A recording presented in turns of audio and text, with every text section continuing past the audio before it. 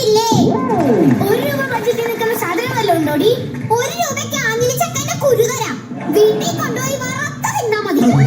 അതെ, ക്ലാസ്സിനുള്ളിൽ അനധികൃത കച്ചവടമൊക്കെ നിരോധിച്ചിട്ടുണ്ട്. ഇനി ഇത് ശ്രദ്ധയിൽപ്പെട്ടാൽ ടീച്ചറിന്റെ അടുത്ത് റിപ്പോർട്ട് ചെയ്യാനായിരിക്കും.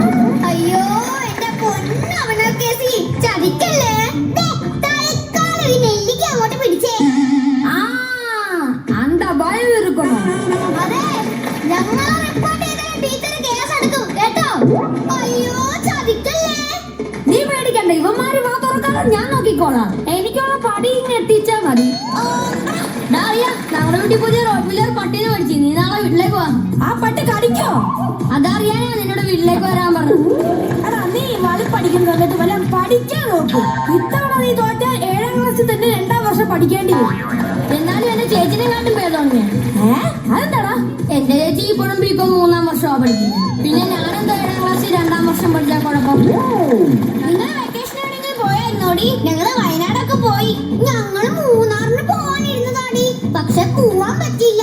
അതെന്ത് പറ്റിയടി? മൂന്നാറിന്റെ റിലീസ് രാജമൗലി മാറ്റിവെച്ച കാര്യം നീ അറിഞ്ഞില്ലേടി? നിങ്ങളുടെ ഫാദറിന് ഇഷ്ടിക ഉണ്ടാക്കുന്ന കമ്പനി ഉണ്ടോടി? ഇല്ല. എന്താ അങ്ങനെ ചോദിച്ചേ? അല്ല, കട്ടച്ചള്ളി കൊണ്ട് ഇറക്കുന്ന കണ്ടിട്ട് ചോദിച്ചതാ. രണ്ടുപേരും ഒന്നും മിണ്ടാതിരിക്കോ?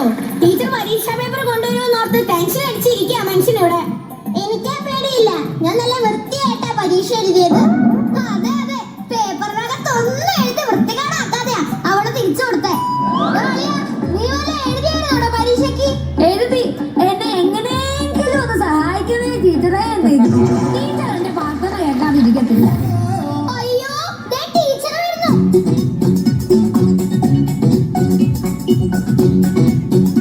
ദൈവമേ, പേപ്പർ കയ്യിലുണ്ട്. ശരിയാണ്, പേപ്പർ ഉണ്ട്. Paper paper. അയ്യോ, പേപ്പർ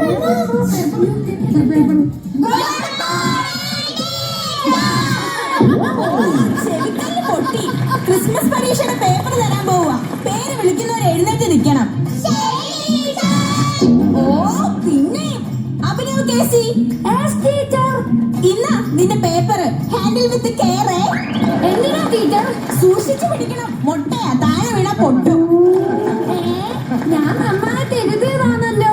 3 കാര്യങ്ങൾ മാത്രം നീ നന്നായിട്ട് എഴുതിയിട്ടുണ്ട്. എന്നാ അതിനുള്ള മാർഗെങ്കിലും താ. ആ 3 കാര്യങ്ങള് നിന്റെ പേര്, റോൾ നമ്പർ, ക്ലാസ്. ബാക്കി എല്ലാം പൊട്ടത്തെറ്റായിരുന്നു. ബ്രിട്ടീഷുകാരുടെ ഭരണ പരിഷ്കാരങ്ങളെ പറ്റി ചോദിച്ചപ്പോ നീ എന്താണ് എഴുതി വെച്ചിരിക്കുന്നത്? ബ്രിട്ടീഷുകാരെ എനിക്ക് പണ്ടേ ഇഷ്ടമല്ല. പിന്നെ പരിഷ്കാരികളെ കാണാൻ എനിക്ക് കലിപ്പാണ്. എന്റെ പൊന്നോ നമിച്ച് ഈയിടെ അവിടെ കാണാൻ പോയി.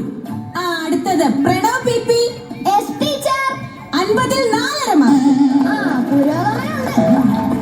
ആഹ്ലാദ് കുമാർ. പറ ടീച്ചറെ. നിനക്ക് ആഹ്ലാദിക്കാനുള്ളതുണ്ട്. എന്താ ടീച്ചറെ, ഞാൻ ജയിച്ചാ? ഇല്ല, നിനക്ക് ആദ്യമായിട്ട് 1/2 മാർക്ക് കിട്ടിയിട്ടുണ്ട്. അരമാർക്കെങ്കിൽ അരമാർക്ക് ഉള്ളതുകൊണ്ട് ഓണം പോലെ. അത് നീ പഠിച്ച് മേടിച്ചാന്ന് വിചാരിക്കണ്ട. ആ പേപ്പറിൽ എഴുതി വെച്ചിരിക്കുന്ന മഷിയുടെ വിലയാന്ന് കരുതിയാ മതി. അടുത്തത് വരുൺ. Yes teacher. 50ൽ 49 മാർക്ക്. അയ്യോ, 49. ഞാൻ 50 മാർക്കിന് എഴുതുക ടീച്ചറെ. സാരമില്ല മോനെ, അടുത്ത തവണ നമുക്ക് 50ൽ 50 മേടിക്കാം കേട്ടോ. എന്നാലും ടീച്ചറെ, എന്റെ ഒരു മാർക്ക് പോയി. ആ 1 മാർക്കെങ്കിലും ബാക്കിയുള്ളവന് കിട്ടിയാ മതിയായിരുന്നു. എന്റെ ഒരു മാർക്ക് പോയി. കണ്ടോ കോർപ്പറേറ്റ് കുത്തകളുടെ പട്ടിഷോ? അവന്റെ 1 മാർക്ക് പോയെന്ന്. അടുത്തത് മണിക്കുട്ടി മന്മഥൻ. 1.5 മാർക്ക്. 1.5യോ? അടുത്തത് ദേവനന്ദ. നിനക്കുണ്ട് 1.5 മാർക്ക്. ഇത് കൂട്ടായ്മയുടെ വിജയം. രഞ്ജന. ഇവിടെ ഉണ്ട് ടീച്ചർ. 50ൽ 45 മാർക്ക്. മിടുക്കി. ഇവരെ രഞ്ജനയല്ല, വഞ്ചനയാ. ഒന്നും എഴുതിയിട്ടില്ലെന്ന് പറഞ്ഞിട്ട് നിനക്ക് 45 മാർക്ക് എവിടുന്ന് കിട്ടിയടി? സത്യമായിട്ട് ഞാൻ ഒന്നും എഴുതിയിട്ടില്ലടി. ഇതെന്തോ മിറാക്കിൾ സംഭവിച്ചതാ. സൈലൻസ്. എല്ലാവരുടെയും പേപ്പർ കിട്ടിയല്ലോ. ഇനി ആർക്കെങ്കിലും എന്തെങ്കിലും സംശയം ചോദിക്കാനുണ്ടെങ്കിൽ ആവാം. ടീച്ചറെ, നമ്മുടെ പഴയ സെക്യൂരിറ്റി അങ്കിളിനെ ഇപ്പൊ കാണാനില്ലല്ലോ. എന്ത് പറ്റി? അങ്കിൾ എവിടെ പോയി? അയാള് ജോലിയിൽ നിന്ന് പിരിച്ചു വിട്ടു. എന്തിനാ ടീച്ചറെ പിരിച്ചുവിട്ടത്?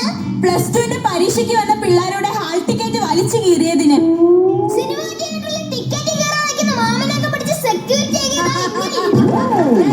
മതി, വിടും. വീട്ടിൽ കൊണ്ടുപോയി രക്ഷകർത്താവിന്റെ ഒപ്പിടിപ്പിച്ചിട്ട് നാളെ തന്നെ തിരിച്ചു കൊണ്ടുവരണം. ടീച്ചർ, എന്റെ അച്ഛനും അമ്മയും ഗൾഫിലാ. അതിന് എന്റെ പ്രോഗ്രസ് കാർഡ് ഫേസ്ബുക്കിൽ പോസ്റ്റ് ചെയ്തിട്ടേ അച്ഛനെ ഒന്ന് ടാഗ് ചെയ്യാവോ? അച്ഛനെ ടാഗ് ചെയ്യാനോ? എന്തിന്? അച്ഛനോടെ ഒപ്പ് കമന്റ് ബോക്സിൽ ഇടാൻ പറയാം. ഓ, എന്റെ പൊന്ന് അഭിനവ് കേസി, നിന്റെ അച്ഛന്റെ ഉപ്പ് കമന്റ് ബോക്സിൽ ഇടാൻ പറയണ്ട. നിന്റെ TC എടുത്ത് ഞാൻ ഫേസ്ബുക്കിൽ ഇടാം. നിന്റെ അച്ഛനോട് അതൊന്ന് ഡൗൺലോഡ് ചെയ്തിട്ട് നിന്നെ ഇവിടെ നിന്ന് കൊണ്ടുപോകാൻ പറയാം. അത് ഞാൻ വേണമെങ്കിൽ പറയാം.